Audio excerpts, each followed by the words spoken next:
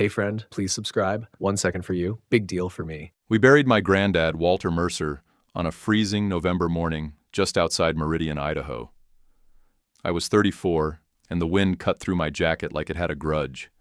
I gripped the old family cuff bracelet he'd worn since Reagan was in office. Cold, heavy, like it was holding me up.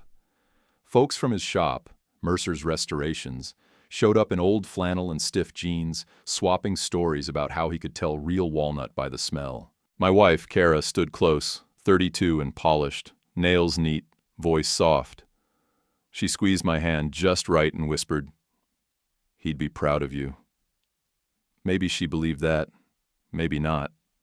My younger brother Brady, 21, barely showed his face. He hung back by the maple trees like he was waiting on a ride share. Hoodie up, phone in hand, wouldn't look at me. I should have known something then.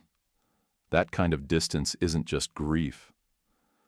After the graveside prayer, a man in a brown coat stepped up. Looked like he hadn't blinked in a year. "Martin Hale," he said quiet. "Estate attorney. Your grandfather left you something, and he asked I read it to you in private."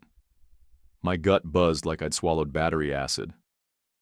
Martin's office was 2 blocks off Main. Dim, warm, smelled like legal pads and dust. He slid a small velvet box and a single envelope across the desk. I opened the letter first. It was my granddad, plain and straight. Said he sold the antiques business years back, flipped it into smart investments, and wanted me to have a shot at a life clean from scratch. Said, "Wear the cuff when you forget what you're worth." Then Martin told me the number, $3.4 million. I actually said, "Are you sure?" He nodded once, like it wasn't the first time someone reacted like a dumbass. Then he pushed a folder my way, all account details lined up clean. Quick note: before listening, share in the comments which city or country you're watching from. And let's continue. I thought about Kara first. All the times she'd pulled up that 4-bedroom on Eagle Road, showed me baby names after 2 glasses of Merlot. I thought about my old man in Nampa, the stroke in August, bills stacking like bricks. I thought about Brady, drifting since dropping out of some cybersecurity program, doing odd jobs and sliding backward. Once he had a good heart. Somewhere he lost the map. I slipped the cuff on. Cold. Solid. It sat heavy on my wrist like something earned. Martin leaned in. "Keep the accounts separate," he said. "This is inheritance, not marital property. Move slow. Let the shock settle." I nodded like I got it, even though my head felt full of bees. On the drive back, Kara floated ideas like balloons. San Diego getaway, that house near Settlers Park. Maybe help Brady go legit with some e-commerce thing selling vintage finds. The way she said legit caught in my throat. I told her we'd take a breath. That night I put Granddad's photo by the TV. Same shop apron, same half smile. Cuff still on my wrist. I lay down but didn't sleep.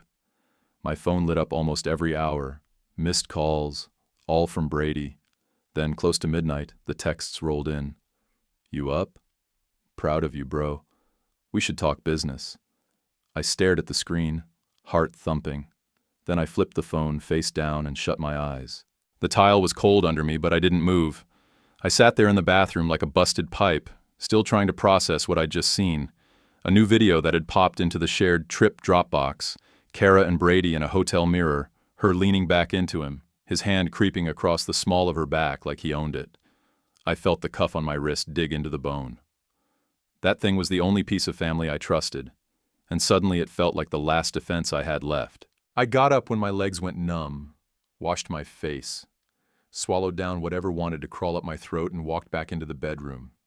Kara was already asleep or faking it. Her back turned, breathing too even. I watched her for a second, wondering how long she'd been lying like that with her eyes open, waiting for me to come back and say nothing. Next morning, she made pancakes, smiled like a Hallmark actress, said Brady had fun, and it was so good to all be together again. I nodded, grabbed my coffee, and said I needed to run by the shop before noon. Instead, I drove to a park near the train tracks where nobody I knew would bother me. I sat in the truck with the heat running and stared at that Dropbox folder on my iPad like it might change if I blinked long enough. But it didn't. Screenshots of my bank login, my routing number, password hints, drafts of a joint account application with my name typed out in Kara's bubbly font, and those damn texts. Every line read like a blueprint for robbery. Except I was the house. Kara. Once he thinks it's his idea, it'll move faster. Brady. You said he's almost there. Kara. He's emotional. I'll push the baby angle tonight. That was the moment I stopped hoping this was just a bad idea gone sideways. This was war. They weren't guessing. They were coordinating. I wasn't living with a schemer. I was sleeping beside a goddamn project manager. I didn't answer Brady's texts that day. He sent 2 more by dinner. You around? And want help listing Granddad's stuff? I put my phone on Do Not Disturb and drove around until I saw the streetlights flip on. At home, Kara was curled on the couch with a blanket in some reality show. She looked up and smiled. Long day? I said. I grabbed a beer with Nate. That's good, she said, voice syrupy. You should unwind more. She didn't ask what I'd been doing. She never did when she had her own plan running. The next night, I changed every password I had.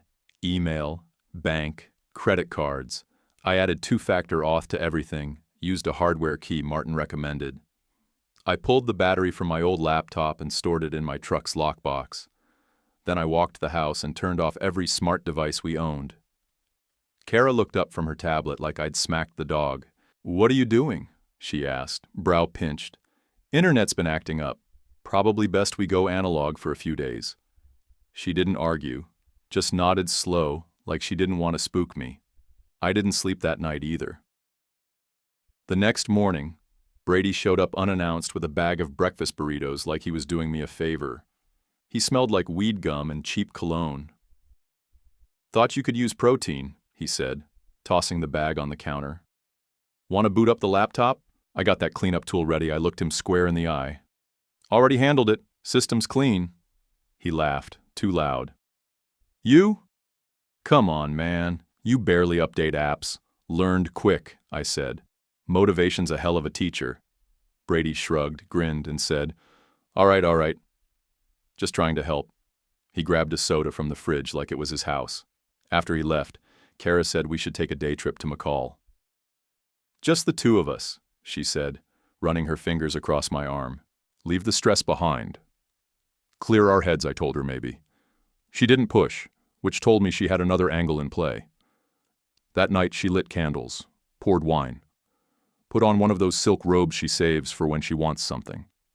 I let her talk. Let her drift into baby names again. Noah if it's a boy, Olivia for a girl. She pulled my hand to her stomach like there was something real there. I looked at her and said, Let's get a test. From a clinic. Something official. She blinked, then smiled like I'd passed a quiz. Of course. I'll schedule something tomorrow. She was too quick. Too ready. That night I checked my iPad again. Nothing new in the Dropbox folder, but I changed my sync settings anyway. I also installed a camera in the garage and one over the front door, just in case. Brady had a habit of showing up when he wasn't wanted. 2 nights later, a new shared folder popped up again. Estate projects. I opened it and stared. More banking screenshots. A spreadsheet titled Q1 Breakdown. It listed projected withdrawals against luxury purchases. One tab was labeled Kara's car. Another, Brady office setup. I felt my pulse hit the back of my throat. This wasn't just ambition. It was execution. They were already spending money they hadn't stolen yet. Like it was a formality. The next morning, I printed everything. Made a copy for Martin. Made one for a safe place I wouldn't say out loud. When Kara asked if I wanted to check out an open house that weekend, I said sure, and smiled. I even kissed her cheek. Let her believe I still bought the act. I hung up from the clinic and stared at my phone like it might fix itself. No record, no appointment, no Kara. I didn't ask for explanations. I didn't call her out. I just sat on the edge of the bed, wrote down the date she claimed, and filed it in my head like evidence. It was all evidence now. That afternoon, I called Martin. My voice was flat and short. He picked up on the first ring. "Talk to me." "I need someone who handles messes," I said. "Family messes." He paused a beat, then said, "Dana Ruiz. Near the river. You'll like her. No fluff." He wasn't kidding. Dana's office was plain brick. 3rd floor. No receptionist. She opened the door herself. Late 30s. Thick, dark hair pulled back. No-nonsense suit. Black boots that looked like they'd walked over worse than me. She didn't ask how I was. She asked what happened. I gave her everything. The overheard conversation in the laundry room, the Dropbox folder, the forged letter. I told her about the bracelet and how Kara called it a dead man's chain. I didn't even realize my hands were shaking until she slid a bottle of water across the table without saying a word. "I feel like a damn idiot," I admitted. "This whole time I thought they cared." She raised an eyebrow. "You were ambushed. That's not the same thing as being stupid. And for what it's worth, you're here now. That's what counts." Then her tone shifted. "Inheritance is separate property in Idaho," she said. "Unless you mix it. Do not mix it. Don't pay joint bills from it. Don't add her to anything. Don't mention the account balance. From this moment forward, nothing gets shared." I nodded. "Two-factor everything," she continued. "New phone. New email. Don't tell them you've changed anything. Set alerts for transfers over 1,000. Start acting like every click they make is being logged, because it is." I pulled out the forged letter Kara gave me and slid it across the desk. Dana looked it over for 3 seconds, snorted, and said, "Jesus." She didn't even get the estate attorney's signature font right. This is toddler-level fake. She leaned back and gave me a hard look. "You have anyone you trust?" "My buddy Nate from work. That's it. And maybe my dad, but he's shaky since the stroke." "Good enough," she said, writing. "Move important docs to a safe place. Photograph the bracelet. Get your laptop and phone swept by someone real, not Geek Squad. I know a guy. Also, start checking your credit for hard inquiries. If she's got your social, she might try to open things." I sat forward. "And Kara?" Dana didn't flinch. "You act normal. Play along until we have enough to put them in a corner. Don't accuse. Don't provoke. You don't win by swinging wild. You win by documenting until the pattern collapses." She told me her ex had stolen from her too. Ran up a credit card, drained a shared account, left her with $600 and a repossessed Camry. She rebuilt piece by piece, she said, with receipts. I respected that. I left her office with a list. Get the tech suite. Store copies of Granddad's will. Buy a burner phone just for Martin and Dana. Print the Dropbox folder. Stash it off-site. Act like I knew nothing, even when I wanted to burn the house down. At home, Kara went full Stepford. Hazelnut coffee in a travel mug, wrapped in a Post-it. "You got this?" A breakfast burrito from the food truck I liked by the lumberyard. My tools cleaned and laid out on the counter like a photo shoot. She even folded a printed budget and set it on the kitchen table like it was a contract. I flipped through it. Color-coded. Columns for nursery and emergency fund. She put her hand on her stomach and said, "I've been thinking about wallpaper. Maybe soft yellow." I nodded once and said I needed to shower. She didn't follow. The next day, Brady showed up in broad daylight, hoodie down, fake grin on full display. "Just optimizing," he said, crawling around the back of my desk. "Your Wi-Fi's got some dropouts. Probably need to switch frequency bands." I stood in the doorway. "Don't touch the laptop." He glanced back, grinning like I was joking. "You serious?" I crossed my arms. "You think I'm not?" He stood palms up like he was just trying to help. "Hey man, relax. Just trying to make sure you're not running at turtle speed." I didn't blink. He finally backed out and went for the fridge. "Cool if I grab a Coke?" he asked. I didn't answer. He grabbed one anyway. A couple days later at work, I got pulled into a conference room by my boss, Fritz. He looked pissed. "This came from your email," he said, dropping a printed screenshot on the table. It was an email sent to a client, full of some kind of phishing link titled Promo Video. Malware City. "I didn't send that," I said. Fritz leaned back. "IT says it came from your login. At 2 in the morning, I was asleep. And I've been having issues with someone trying to access my devices." "Then get your house in order," he said, "because this doesn't look good." HR sat across from him with that HR face. Polite, blank, already bored. I nodded and walked out. Then I called Dana. She had me file an official report for attempted fraud, name Kara and Brady, attach screenshots of everything I'd collected. The Dropbox folder, the forged letter, the email logs. I had her tech guy, Marco, sweep my devices the next day. He found a browser exploit running in the background on my work laptop, pulled the logs, bagged the data. "This wasn't some random adware," he said. "This was intentional. Dana told me to open a safe deposit box at a local credit union. I drove there after work and left copies of the will, the bracelet photos, the forged documents, everything they might try to misplace if things escalated. When I locked it all in that metal drawer, I felt like I was putting weight down for the first time in weeks. Then Kara pulled her biggest play yet. I walked into the kitchen that night and she was standing there smiling, holding out a drugstore pregnancy test like it was a trophy. "2 lines," she said, beaming. I stared at the plastic like it was a grenade. "Let's make an appointment," I said, voice flat. She hugged me, hard, her hands wrapped around my shoulders, but her eyes were somewhere else. Cold, distant, calculating. I called the clinic first thing next morning. The one she named, the one she scheduled at. They had no file, no name, no appointment, nothing even close. I didn't confront her. I didn't say a word. I just wrote down the fake date and added it to the pile. I watched Kara dry her eyes and pretend the lie was some kind of gift. "I sold it to surprise you with a down payment," she said, blinking fast like the tears were real. I didn't answer. I couldn't. If I opened my mouth, I was going to break something. Earlier that day, I'd been a foot away from death on I-84. The truck had started shaking halfway down the ramp near the exit for 5 Mile. Not the usual alignment kind of rattle. This was violent, deep in the chassis, like the damn thing was coming apart. Then a loud clunk cracked under my feet. I hit the hazard lights and eased off to the shoulder, heart hammering. I didn't know what was wrong, but it felt like I had 3 tires instead of 4.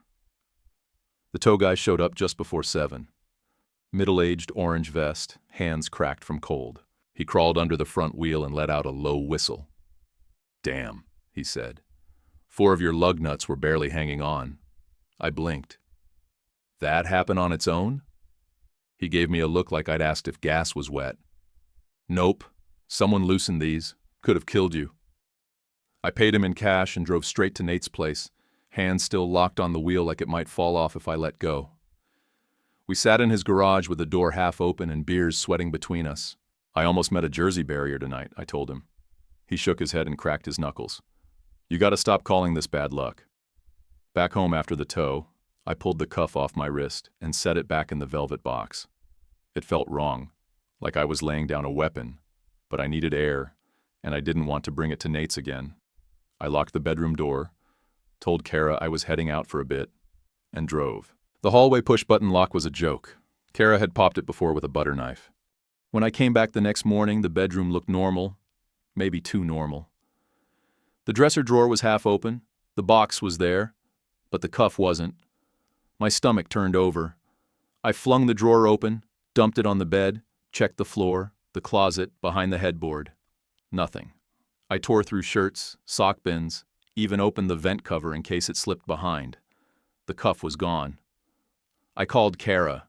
She said she was at Target, picking up wrapping paper and cocoa mix. I asked if she'd touched my dresser. She laughed, light. "Why would I touch your drawer?" "Maybe you misplaced it." Brady's phone went straight to voicemail. Of course it did. I pulled up the porch cam from the night before and let it load while I paced. The clip showed exactly what I knew it would. Kara opened the front door at 6:11 p.m., Brady stepped in wearing a hoodie. 10 minutes later, they both walked out. Brady slipped something small and silver into his coat pocket. I didn't yell. I didn't call them. I saved the clip and texted it to Dana. Her reply came in under a minute. Don't confront. Document. We'll use it at work. Things got worse.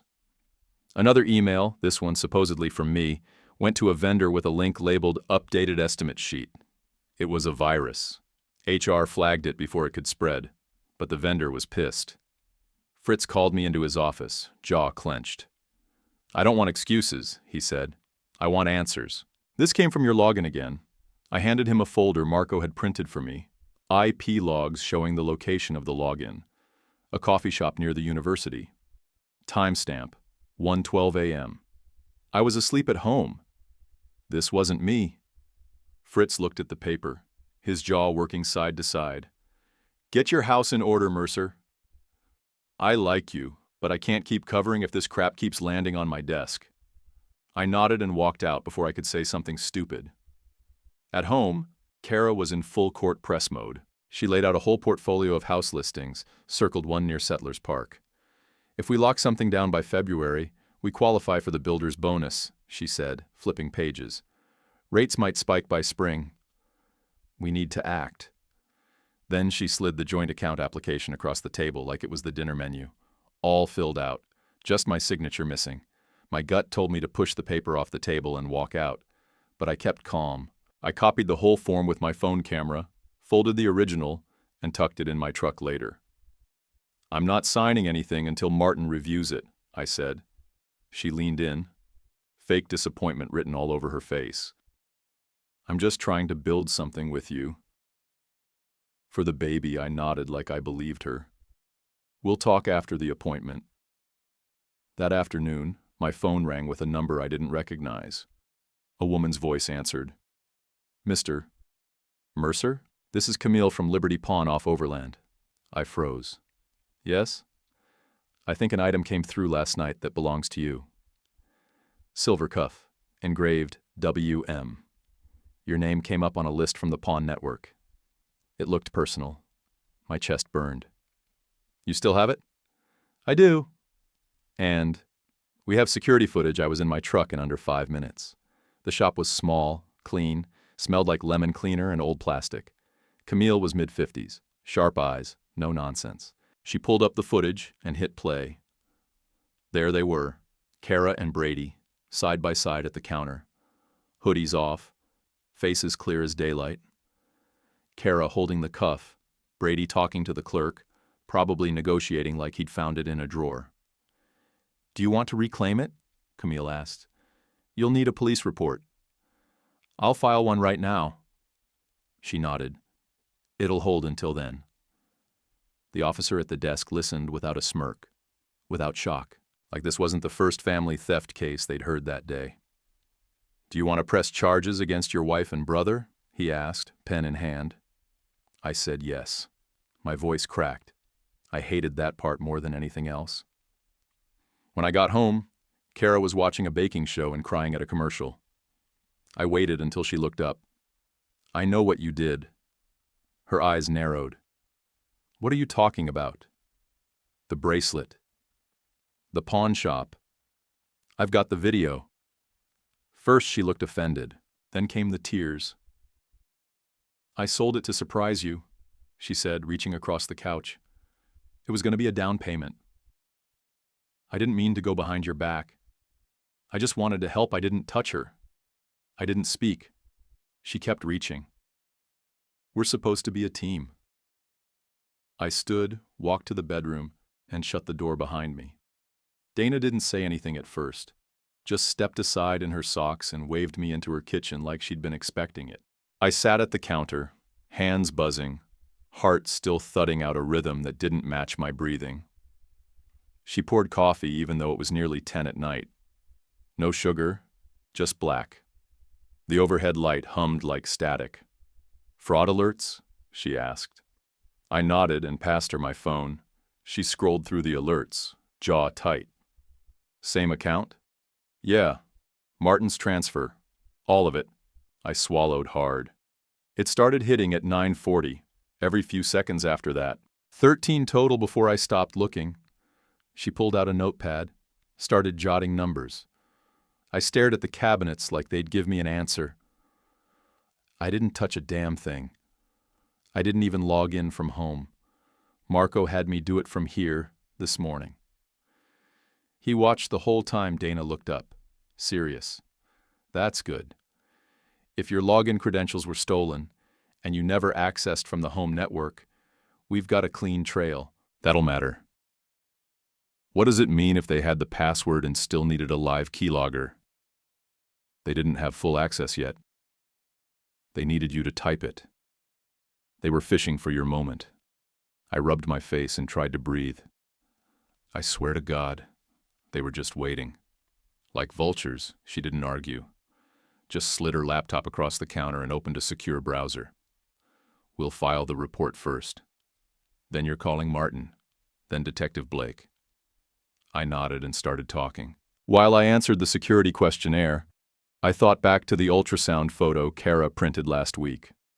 She'd slid it across the table during dinner, all wide-eyed and shaky hands.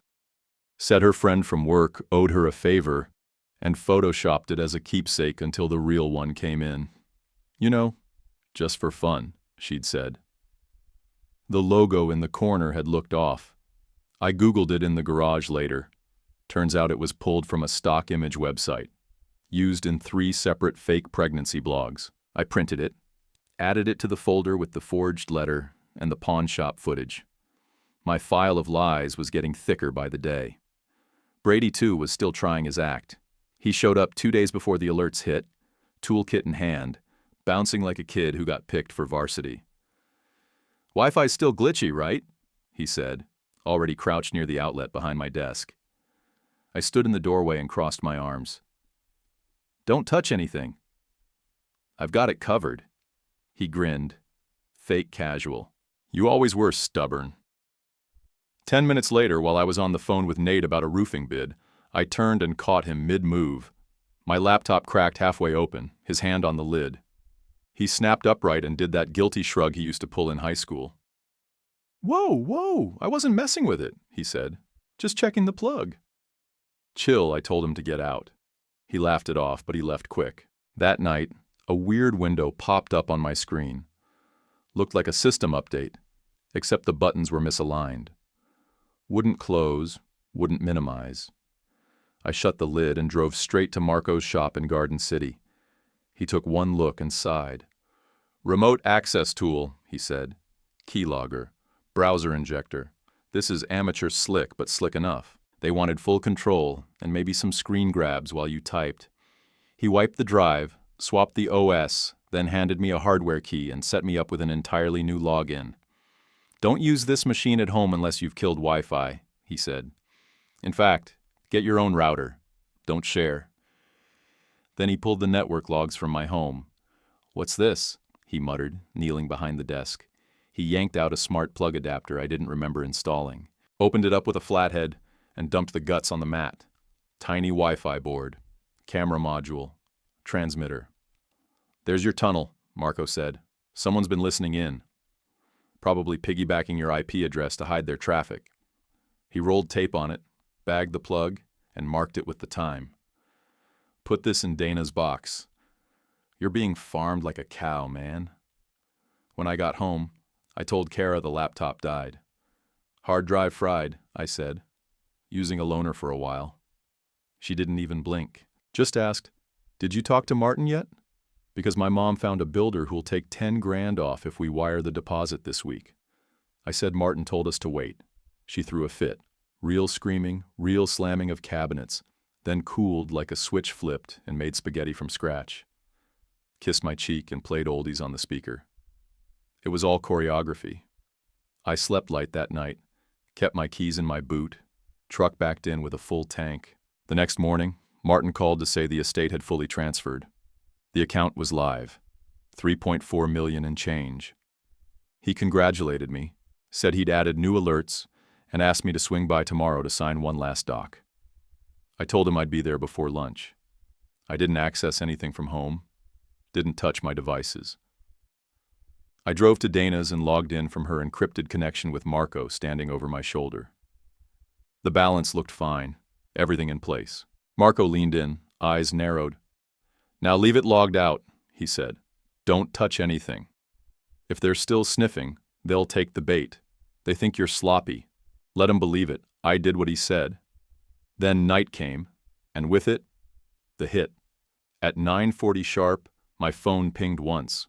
Fraud alert. Then again, another, then 12 more in a rapid-fire stream. Each one saying a transfer was processing or initiated or held for review. I didn't dare tap any links. I didn't even scroll. I just stared at the screen while my chest burned. They were moving. All of it. I didn't call Kara. I didn't call Brady. I grabbed my truck keys and drove straight to Dana's. Didn't even text first. I rang her doorbell with hands like frozen wood. She opened in sweats, saw my face, and didn't ask a single question. Just stepped back and let me walk into the light. Tessa from the bank kept her voice calm, but I could hear the weight in every word. "From our side," she said, tapping keys on her end, "these transfers look authorized. Correct password, valid 2-factor, all credentials checked out." I gripped the phone tighter. "I didn't authorize anything. My laptop's in a drawer at my lawyer's office. My phone's been untouched. I wasn't even on my home network when this happened." There was a pause. A long one. "I'll freeze whatever I can reach midstream," she said finally. "But most of it, $2.8 million, is already sitting in an account under Banyan Trust. It's foreign. We've flagged it, but it's going to be a chase." I exhaled, slow and shaky. "How much is left?" "Roughly 600,000 is held up in processing." You got lucky I hung up and just stared at my hands. They felt wrong, shaky, but distant, like I was floating above the moment. The last time I'd felt anything close was when my mom called me from the ER and said, "Your dad had a stroke." A text came in a minute later from a number I didn't know. "If you only listened, we'd all be happy. You made this hard. No name." They didn't need to sign it. Dana moved like she was in a fire drill. She told me to forward the text, log the time, and screenshot the alert timestamps. We called Martin. He was already reaching out to the bank's legal department.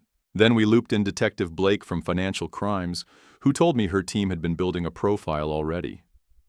"Timing was the missing piece," Dana said. "Now we've got it." Then she made coffee like it was just another Tuesday, poured me a cup and said, "You're not alone in this. But you need to breathe.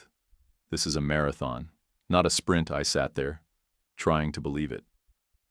An hour later, I drove back home. The house looked the same, but it felt wrong. Too neat. The pillows were arranged. The lights were warm. Kara sat on the couch in leggings, watching some show about couples flipping houses. She looked up with that rehearsed soft smile. "Everything okay?" "I'm just tired." She tilted her head. "Maybe we should make time tomorrow to open the joint account." Before the holidays get too crazy, I nodded. "Sure." Then I walked straight to the garage and closed the door behind me. There's an old keepsake tin I kept high on the shelf behind the fishing gear. Inside were screws, a photo of Granddad in the shop, and nothing valuable. But I sat on the concrete and stared at that photo for a long time. His face, the half grin, the dust in his hair, the way he always seemed like he had one more thing he wasn't telling you, just waiting for you to figure it out. That's when it hit me. The thing he said a week before he died, when we were fixing a busted drawer. "Never put all the eggs on one shelf, kid." I'd thought he meant something about using cheap wood or bad screws, but maybe not. I got in the truck and drove to Kuna, 30 minutes straight down the highway. Granddad had kept everything local, simple.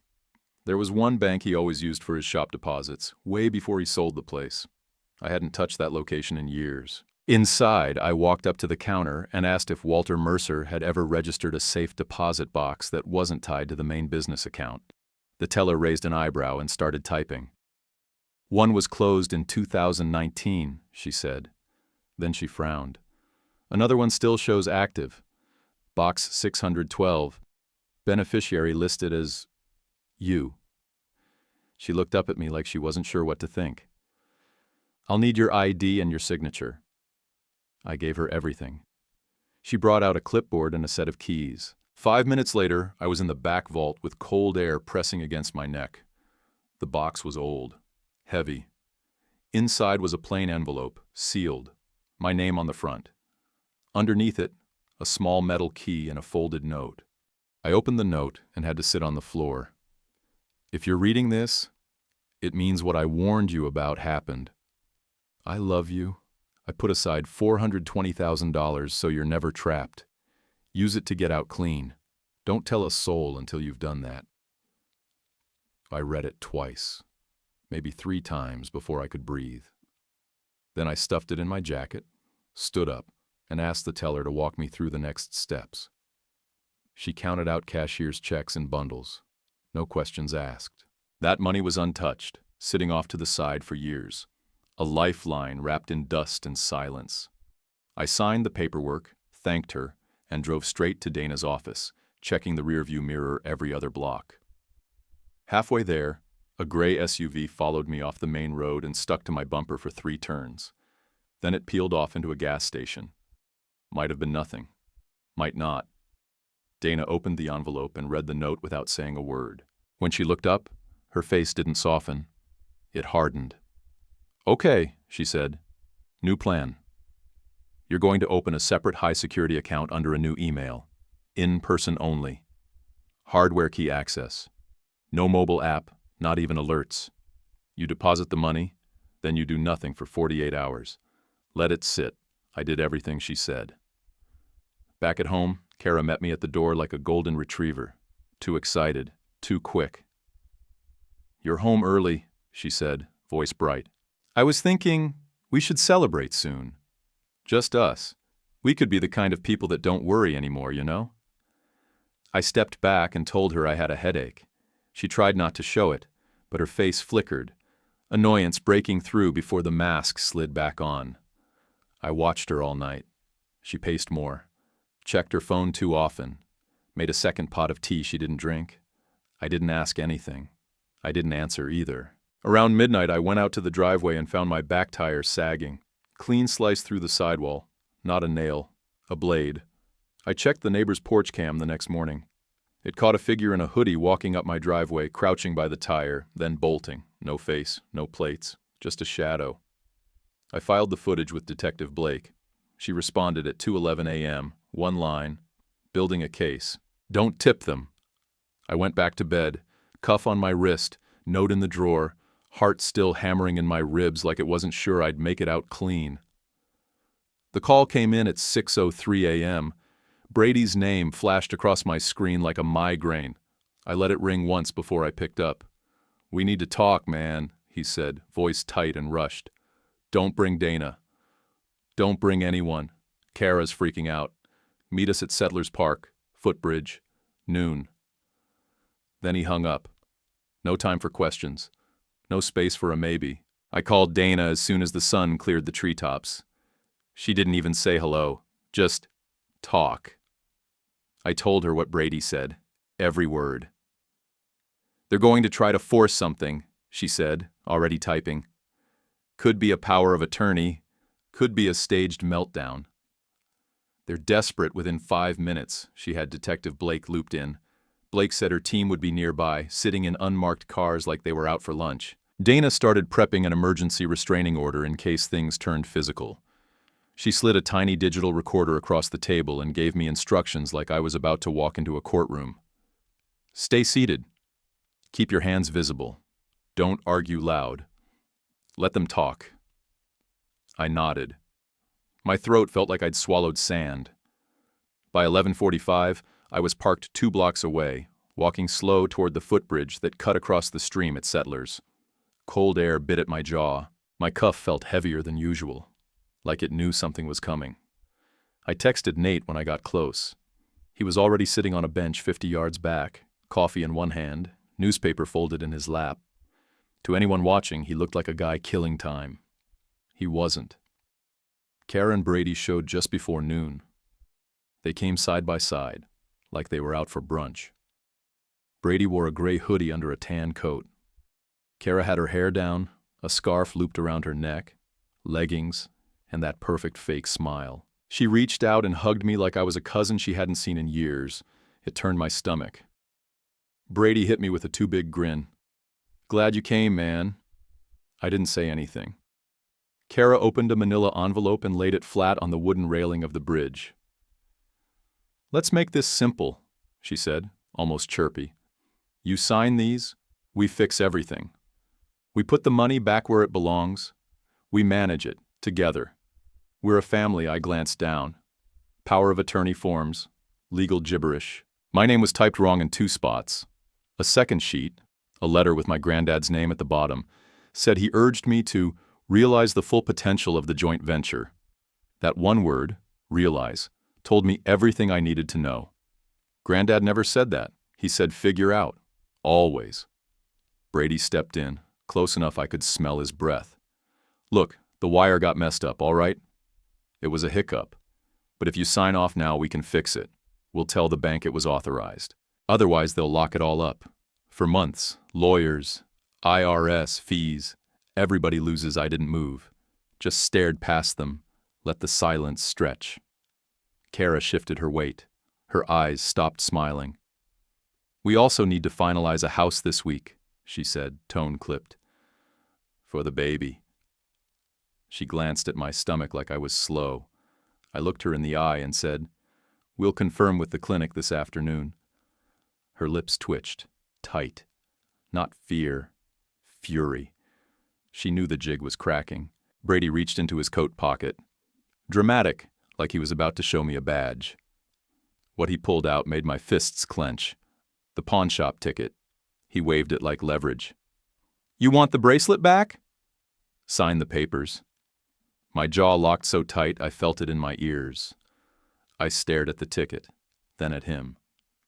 That's when I heard the voice, soft, casual, like a friend calling to another across a quiet park. "Hey, Nate, did you bring the other thermos?" It was Blake, standing across the creek, one hand raised in a lazy wave. Nate waved back. "Got it right here." 2 more people stood up from benches, then 2 more behind the playground wall. They moved calm, no hurry, like they were just taking a stroll. Kara stepped back. She looked around like she could pretend she wasn't part of anything, like she just happened to be stretching her legs. Brady tried to slide the envelope into his jacket, but Blake got there first. She opened it, flipped through the pages, and read out loud without any flair. Just facts. "Mr. Mercer, you'll want to hear this," she said. "We've got documents here that fall under conspiracy to commit wire fraud, attempted grand theft, possession of stolen property, fraudulent attempt at power of attorney, and vandalism. We've got footage, email trails, login logs, surveillance, and a forged estate letter." She nodded to her partner. "Cuff them." Kara didn't flinch. She looked at me, stone cold, and said, "You'll regret this." Not a question. A promise. Brady looked like his bones had turned to mush. "I didn't mean for it to go this far," he mumbled. Eyes on the planks beneath our feet. I didn't say a word. I didn't move. I just watched the cuffs go on slow and neat. Clean clicks. No drama. They didn't fight. They didn't cry. They just stood there while the park spun on like it didn't care. Blake leaned in before they walked off. "We'll process them. You'll get updates." I gave her a nod and exhaled so slow I thought my ribs might crack. Nate walked over once the cars pulled away, coffee in hand. "You all right?" he asked. "I don't know," I said, "but I'm not stuck anymore." We stood there for another minute, both of us quiet. Wind moved through the trees, and the footbridge creaked like it wanted to speak. I pressed the recorder's stop button in my pocket and felt the weight of the moment settle in. I hadn't swung wild. I hadn't flinched. I'd let them walk into their own trap, same way they'd built one for me. Detective Blake didn't waste time with pleasantries. The Monday after the sting, I was in a downtown conference room with her team, Marco, and 2 analysts from the bank's fraud unit. Dana sat across from me, calm as ever, legal pad in hand. They laid it all out, piece by piece, Every login attempt, every email header, every spoofed letter and browser exploit. Marco's data pull from the keylogger was a goldmine. His face didn't move an inch when he pulled up the MAC address logs. Brady's laptop pinged that hidden smart plug 52 times over the course of 3 weeks, he said. Same physical address, same timestamps as your device activity. It wasn't just spying, it was live monitoring. Blake tapped her pen. That's what made it wire fraud. Not just theft. They simulated access from your IP while controlling the inputs. That's how they passed the two-factor test. They had everything but your damn fingerprints. The bank team traced the outgoing wires. The route was a nightmare. First through a Shell LLC out of Nevada, then flipped into a brokerage account with a fast clearing schedule, then held up at Banyan Trust. Their mistake? Speed. They tried to push too much money out too fast without finishing the paperwork. Blake looked at me and said, "That pause, that red flag, is the only reason you didn't lose it all." They'd managed to freeze $1.9 million immediately. Over the next 2 weeks, clawbacks pulled back another 6 figures. It was like hauling up a net full of holes. Stressful, messy, but enough fish came back to keep me from drowning. Then came Kara's phone. The forensic tech cracked it with a warrant and dumped the entire thing into evidence. Every message, every file, every sync log. I didn't read all of it.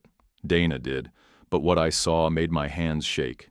She had downloaded the ultrasound image from a pregnancy blog site, sent it to Brady with, "This should shut him up for a few more weeks."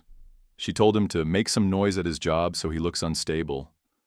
That's when the malware email hit Fritz. There was even a short video.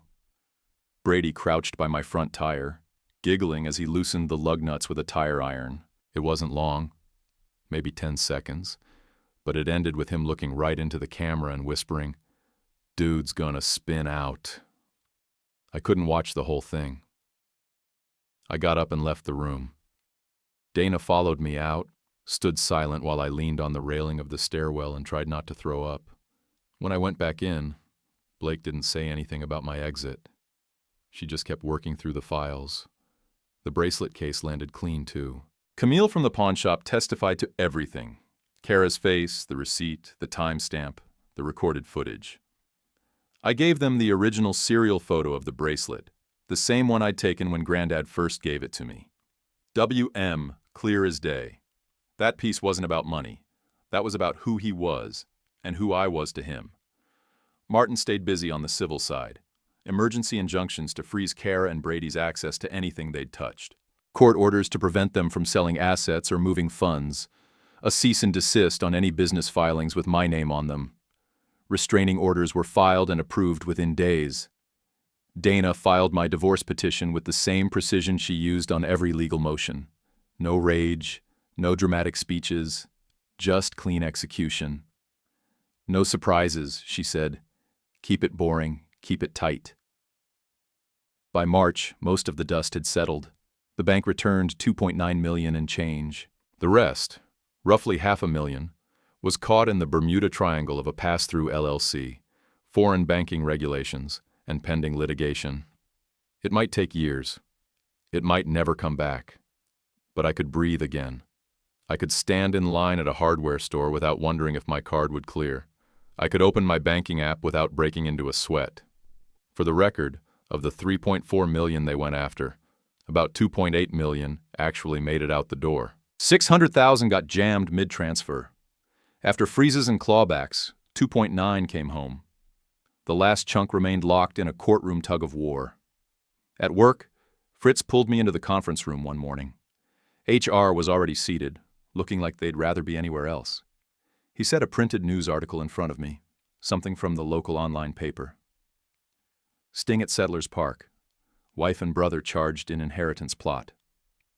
Fritz looked me dead in the eye. "We owe you an apology." Then he pulled out my HR write-up and tore it in half. "Want to lead a new estimating crew?" he asked. "We've got 2 hospital bids locked in and a team that needs someone who's not full of shit." It wasn't a favor. It was respect. I said yes. Then I walked to my truck, shut the door, and sat there with my forehead on the steering wheel until the sun moved across the hood. The courtroom was colder than I expected. not in temperature, just in mood.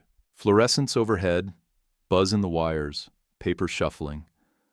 The misdemeanor hearing was quick, almost casual. But the felony trial? That had weight. Chairs scraped slow. The bailiff didn't smile. The court reporter's fingers never stopped moving.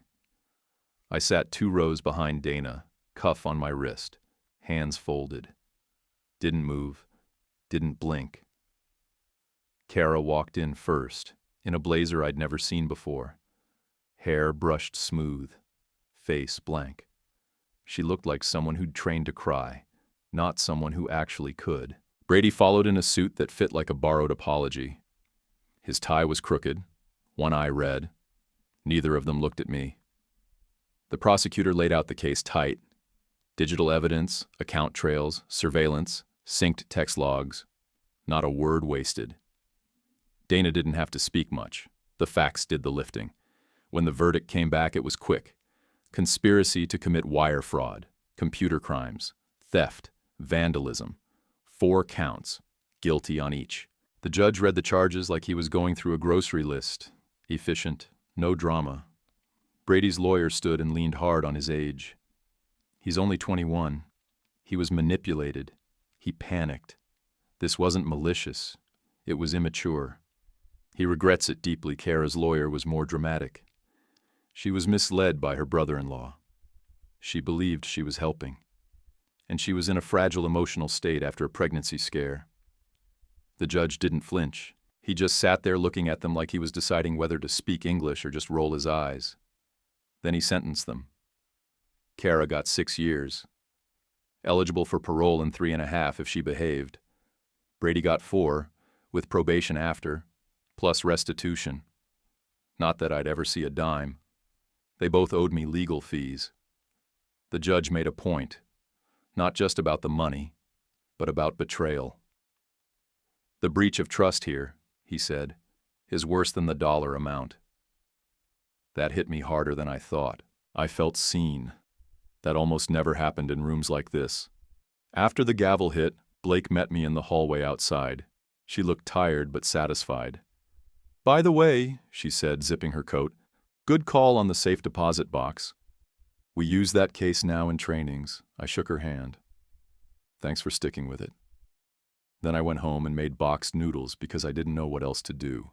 I stood in the kitchen, watching water boil, feeling the buzz of the fluorescent light and the weight of no one else breathing in the room. Days moved, then weeks. Dana and I kept talking, not about the case. We talked about normal stuff. Her nephew's t-ball tournament, my dad's physical therapy, the dumb dog I was thinking about getting but hadn't committed to yet. She asked me to help her move a couch one Saturday. I did. We ate pizza off paper plates and watched a dumb game show while she sat cross-legged on the carpet, calling out wrong answers with her mouth full. A few weeks later, we were sitting on her porch with coffee when she said, "You know, my ex emptied my savings 10 years ago. I walked into the same branch we'd opened it at. Wore the same shirt I wore the day he proposed. She didn't look at me when she said it. I felt like a joke," she added, "but I stopped feeling like one the day I took inventory of what I had left. It wasn't much, but it was mine. I didn't say anything wise. I just nodded and handed her a napkin. A month later, I started a scholarship at the local tech school, in my granddad's name. Nothing flashy, just enough to cover tuition for 2 kids studying real crafts. Not software, not digital, stuff you build with your hands. Brazing, wood repair, restoration. He would have liked that. The day I wrote the check, my hand didn't shake. The dean sent me a letter that said 2 students would now be able to finish their programs because of it.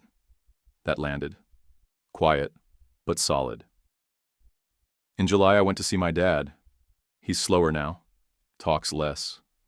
We watched a minor league baseball game on mute with the captions on.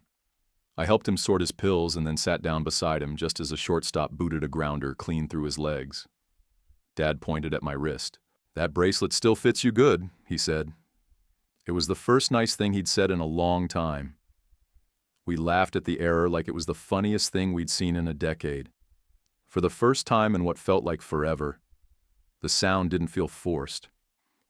By late summer, I stood in my driveway on a Saturday morning, hose in hand, dog chewing the lace off my work boot, and realized something simple. The quiet didn't scare me anymore. It used to. That kind of silence used to feel like a warning. Now it just felt like mine. I was still working 6 days a week at the roofing company. Still coming home with grit in my hair and a sore shoulder. I still had the scar, right under my ribs, from that winter that tried to gut me from the inside out. But it didn't own me now. It was just a mark.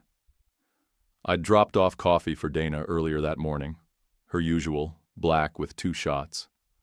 She was on a call when I got to her office, papers everywhere. She pointed at the mug, mouthed, "You're the best," and rolled her eyes at whoever was on the line. I dropped the final signed divorce decree into her outbox. No ceremony, just done. That look she gave me, half grin, half exhausted. It stuck with me all the way home. My mom called that afternoon. Her voice was already loaded before she finished the hello. "I just think Brady got swept up," she said. "He's still a boy in a lot of ways." Kara got in his head. "You know how she is." I let her finish. Then I said, "I have the texts, the video, the pawn stub, the fake letter, where they misspelled Granddad's name. That's not a misunderstanding. That's who they are." She didn't argue after that. We talked about her tomato plants instead. That was enough. A week later, I did something petty I don't regret. I had Dana send Kara's parents a manila envelope with the pawn shop footage, the court summary, and a typed note that said, "Since you asked why, here's why." No signature. I didn't need to sign it. I heard through someone's cousin they sold their house and moved closer to Kara's sister. Maybe to start over, maybe to hide. People make choices. Choices echo. In late August, I took Dana to the county fair. Not a date. Not officially. Just 2 people walking shoulder to shoulder through sticky air and the smell of fried batter and corn dogs. We shared kettle corn and stood in front of one of those ring-the-bell strength games, watching some kid try to lift the giant foam hammer. She slipped her hand into mine. Didn't say anything big. I didn't either. We just stood there and let the noise be noise. Some nights I still woke up around 3 a.m., checked the locks, my truck, the balance in my account. It wasn't fear anymore, just habit. It didn't bother me. I didn't pretend to be over it. Some wounds don't close clean. That's part of the deal. My brother never wrote. Not a card, not a line. I used to play out a speech in my head, the one where I'd finally tell him what a coward he was. Now, I figure the time he's doing says it better than anything I could say. The cuff on my wrist is scratched now. Feels like it belongs there. Sometimes I catch it on my sleeve, and for a split second I swear I hear Granddad's laugh. Not the big belly one. The quieter one, the "you finally got it, kid" chuckle. I'll be in the garage puttering around with a busted drawer or sanding down a warped door panel, and I'll glance up at his photo on the pegboard, shop apron, sawdust in his hair, and I feel steady. The first November after we buried him, I stood in that same driveway with the hose in my hand, dog at my feet, and knew the truth of it. A whole year had passed, and the quiet wasn't a threat anymore. It was mine. The money didn't fix me.